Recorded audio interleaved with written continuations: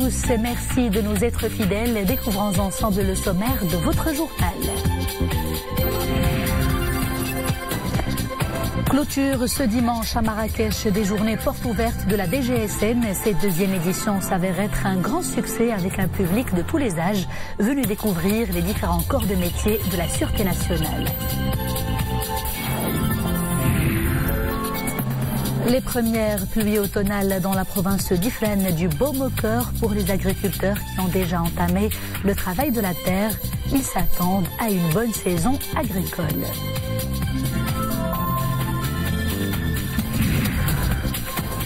Nous parlerons également de l'exposition qui se poursuit à la Villa des Arts de Rabat, baptisée Maître autodidacte. C'est une belle vitrine pour une génération d'artistes talentueux qui ont marqué l'histoire de l'art pictural au Maroc. Mais avant de développer ces titres, avant-hier, Sa Majesté le roi Mohammed VI, Amir al-Mu'minin, a accompli la prière du vendredi à la mosquée Hassan à Rabat. Au début de son prêche, l'imam a souligné que l'une des caractéristiques de la vie sur terre est la diversité et la pluralité, hormis l'unicité de Dieu. Cette diversité s'applique à toutes les créatures, qu'elles soient des êtres humains, des animaux ou des plantes, et à toutes les pensées, les philosophies, les religions et les idéologies conformément à la parole de Dieu. L'imam a également souligné que c'est la volonté de Dieu qui a fait que cette diversité et cette pluralité soient visibles et perceptibles au sein de tous les peuples, les nations, les communautés, les langues, les ethnies, les races, les couleurs, les cultures et les civilisations.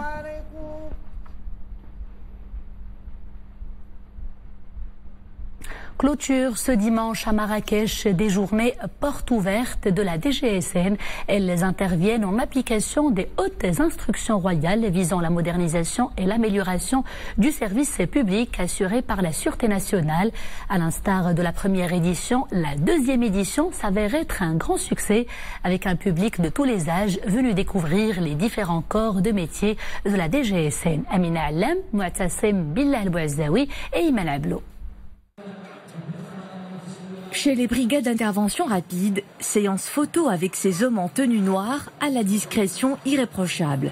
Ils sont au centre de toutes les curiosités et se tiennent disponibles pour approcher le grand public de leur mission en tête.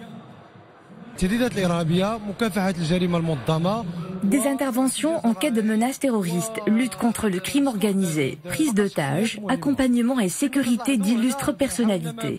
Ici, nous expliquons au public les moyens de protection individuelle et les missions qui incombent aux groupes d'intervention collective. Tout cela suscite un grand intérêt auprès des visiteurs. Autre espace qui est de la visite, celui réservé à la Fondation Mohammed VI des œuvres sociales du personnel de la Sûreté nationale, une composante essentielle de l'institution sécuritaire.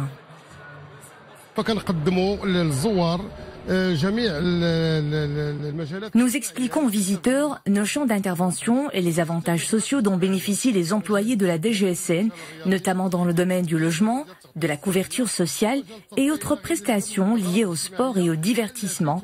Il y a aussi des prestations tournées vers les retraités et les veuves. Des espaces informatifs mais également de sensibilisation au code de la route. Ici, les brigades motocyclistes et de circulation ne manquent eux aussi pas à l'appel.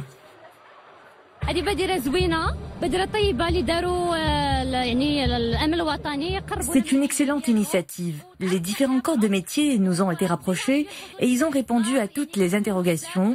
Les curiosités des tout-petits sont assouvies. Ils se sont beaucoup intéressés aux uniformes, à leurs différences et aux métiers de celles et ceux qui les portent.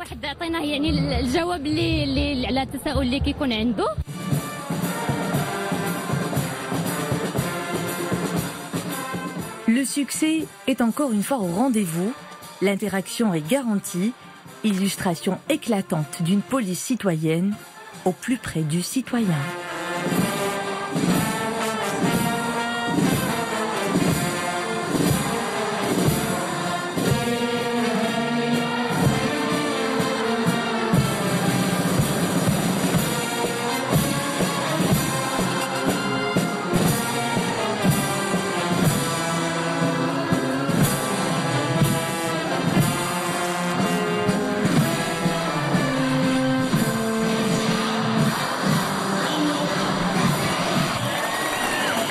Bulletin spécial de la météorologie nationale, des averses orageuses localement fortes continuent d'intéresser plusieurs zones du royaume.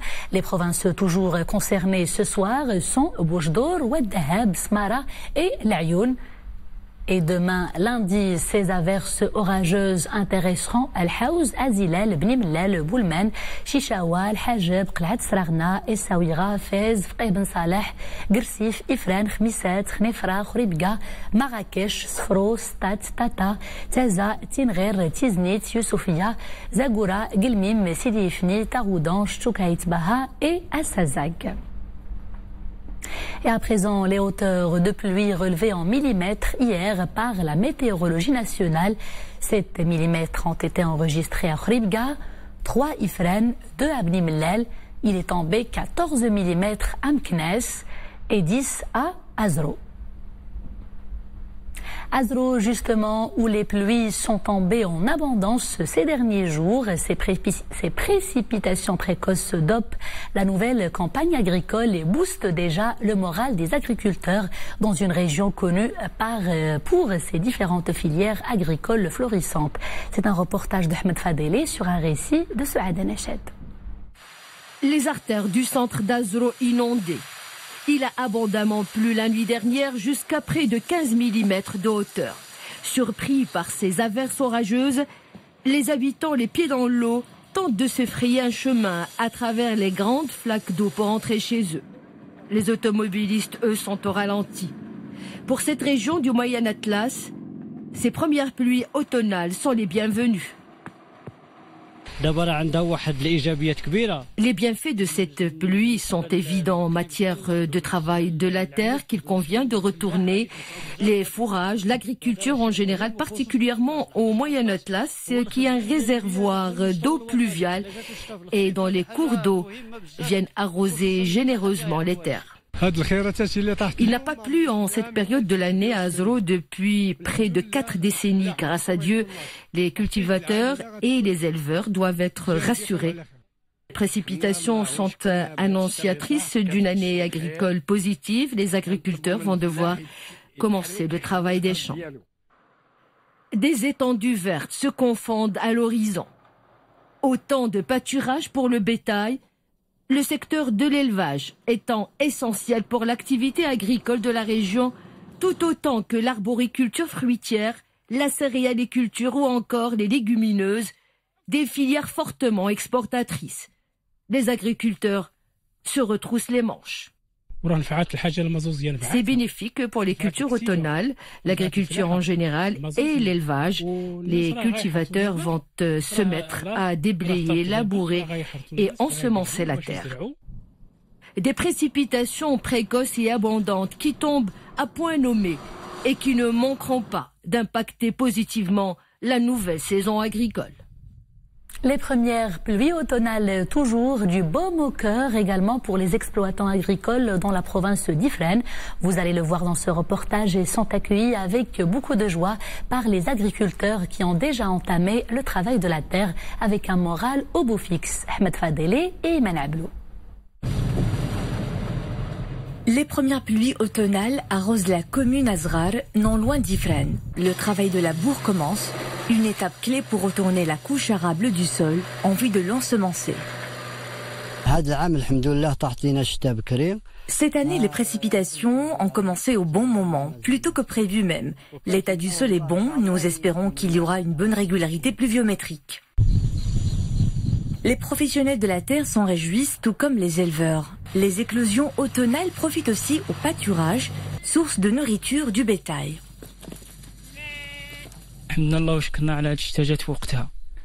Ces premières pluies augurent d'une campagne prometteuse. C'est essentiel pour le cheptel. On va semer l'orge, l'avoine et bien d'autres fourrages.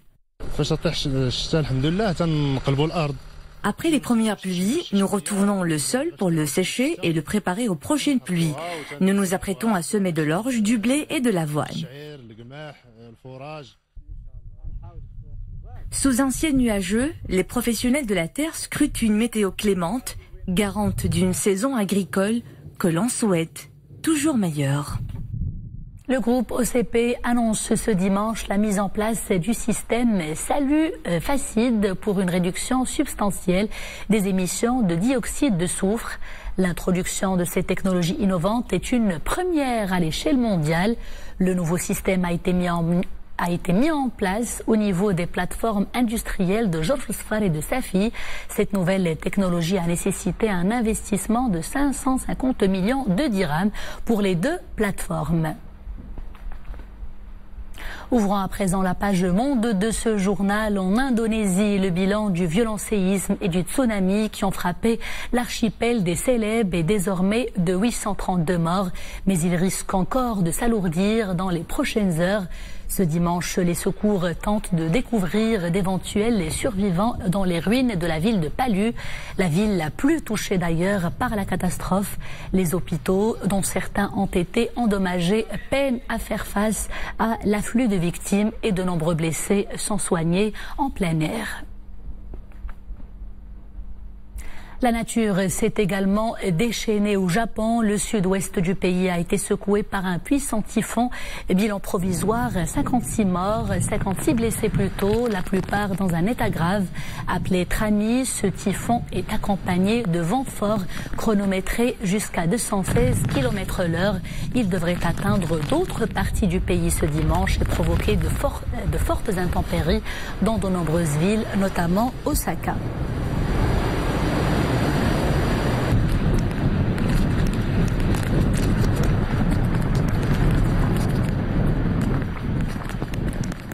Les conservateurs britanniques à couteau tiré sur le Brexit lors de la convention annuelle du parti qui débute ce dimanche. Devant ces divergences, la première ministre Theresa May est plus que jamais affaiblie. Elle tente de se défendre en appelant ses détracteurs à soutenir son plan de sortie de l'Union européenne et en leur reprochant, je cite, de faire de la politique aux dépens de l'avenir du Royaume-Uni et de l'intérêt national.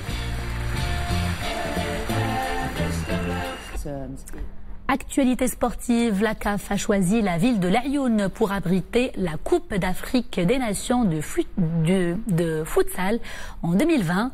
L'annonce a été faite aujourd'hui à Sharm el-Sheikh en Égypte lors de la 12e Assemblée générale extraordinaire de la CAF. Le bureau exécutif de la Confédération avait également confié au Maroc l'organisation en 2021 de la CAN des moins de 17 ans. C'est une belle vitrine pour une génération d'artistes autodidactes qui ont marqué l'histoire de l'art pictural au Maroc. Je vous parle de l'exposition qui se poursuit à la Villa des Arts de Rabat jusqu'à la fin de l'année. Ils sont notamment exposés les œuvres de Chaibia Talal, Rachida Bent Hussein, Moulay, Ahmed Idrissi et Abbas Saladi. Saïd Rima et Zakaria Mouqim Billah.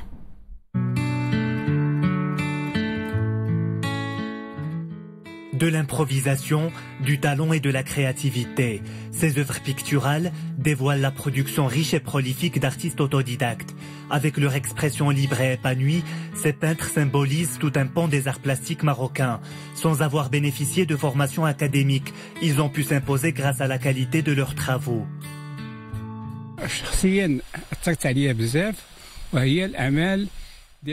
Je suis impressionné par les œuvres de Feu Ben Allal. C'était d'abord un ami de longue date dont je suivais les productions, mais je ne pouvais pas prétendre comprendre ses œuvres tout à fait. Aujourd'hui, j'ai la chance de les redécouvrir de nouveau.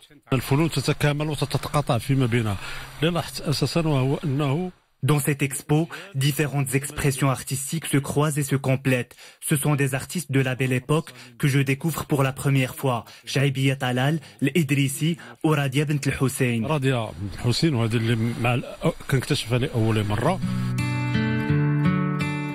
De styles différents, ces artistes racontent des histoires et partagent avec les autres leurs regards. Si cette forme d'expression artistique est qualifiée d'art naïf, ces œuvres reflètent le patrimoine populaire dans toute sa diversité.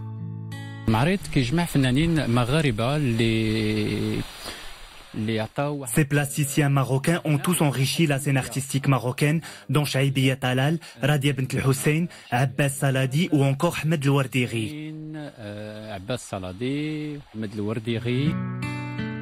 Cette exposition collective rend aussi hommage à l'artiste Fatema Hassan El-Farrouj. Cet événement contribue à faire connaître ces grands noms de l'art plastique marocain auprès des jeunes générations. Il se poursuit à la Villa des Arts de Rabat jusqu'au 30 décembre.